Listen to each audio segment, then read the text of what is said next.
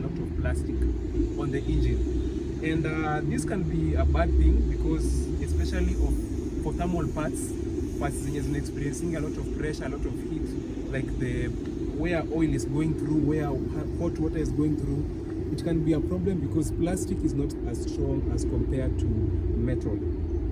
Now this has been a discussion because people have been asking, are they making these cars with plastic parts with the purpose of ensuring they actually fail? Well, iko na two dimensions. One is that they realize, people who buy German machines, ideally someone can buy this car and own them for around 3 years, so they are engineering that part to last for around that period, because they know the consumer will not want to drive that vehicle for around 10 years. So they will make it to last for that short period. And the second thing is that plastic is cheaper to manufacture. They will use plastic to make some bits of the engine because it's obviously cheaper to manufacture than metal parts or metal counterparts. That's due to the competition that they have with other manufacturers. It can be the German manufacturers, or even the Japanese manufacturers, or even the Germans themselves. Among themselves, they do compete for the prizes. I mean, these parts start to overheat and then they end up failing or breaking. Unapata kuna leaks within the engine bay. Sometimes you wake up in the morning, you find some oil underneath your vehicle because of the leaks. Now, it's a ripple effect because this part will fail, causing another part to fail, causing another part to fail. And as you also know that German machines is on a lot of sensors. Imagine even checking the oil level, they don't have a dipstick.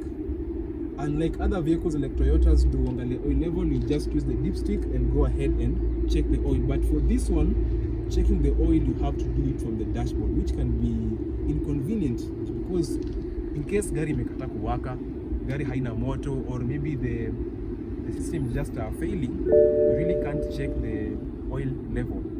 So the sensors will start to fail, and then that will just bring a lot of issues on the vehicle. And that's why we also nickname them Christmas trees, because that's what in our kanga all these kinds of problems.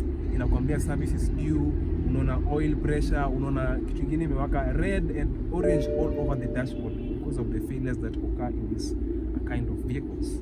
So the third thing that usually fails on German machines is because of a lack of, I'd say, lack of accountability for you in your part, but sometimes they actually do fail just because they are not really engineered to withstand and for durability, and basically.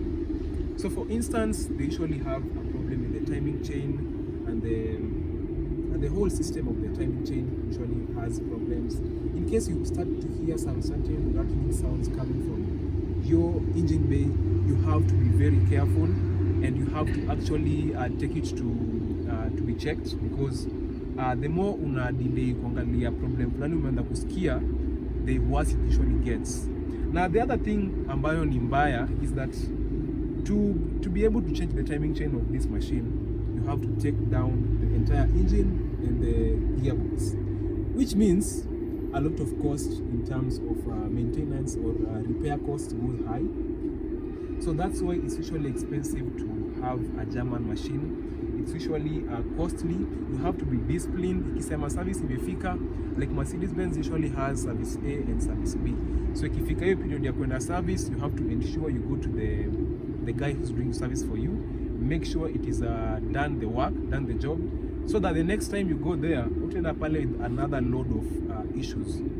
Unlike a Toyota machine ambayo unaweza abuse for a certain period of time before it actually decides to start showing the failure. Yeah.